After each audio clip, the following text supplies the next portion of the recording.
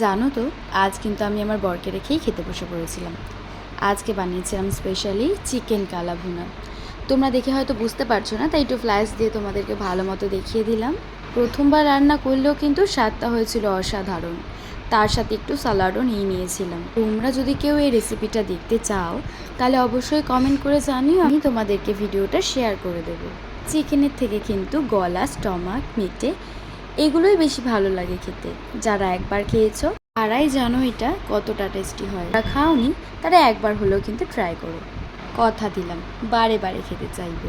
আচ্ছা, তোমরা কে আমার ভিডিও কোথা থেকে দেখছো ঝটপট কমেন্ট করে বলো তো, আমিও দেখি তোমরা কে কোথা থেকে আমার ভিডিও দেখো। হ্যাঁ জানি আমার ভিডিওতে অত ভিউজ নেই, তবে যে কজন তোমরা আমার ভিডিও দেখো তাদের সবাইকে অনেক থ্যাংক ইউ। তারা অনেক মনোযোগ সহকারে কিন্তু আমার ভিডিও দেখে এবং ভালোবাসাও দেয়। যাই হোক, তোমরা দেখে ভাবছো তাই না চিকেনের মধ্যে আমি কতই না মশলা দিয়েছি। বিশ্বাস করো, আমি চিকেনের মধ্যে 100%-এর মধ্যে 10% মশলা ইউজ করেছি, যার থেকেই এত সুন্দর কালার আর এত সুন্দর স্বাদ এসেছে। আমার একটা ছোট মেয়ে আছে, যারা রেগুলার আমার ভিডিও দেখো তারা জানো। আজকে আমি আমার মেয়ের জন্য ফার্স্ট টাইম চিকেন স্টু রান্না করেছিলাম।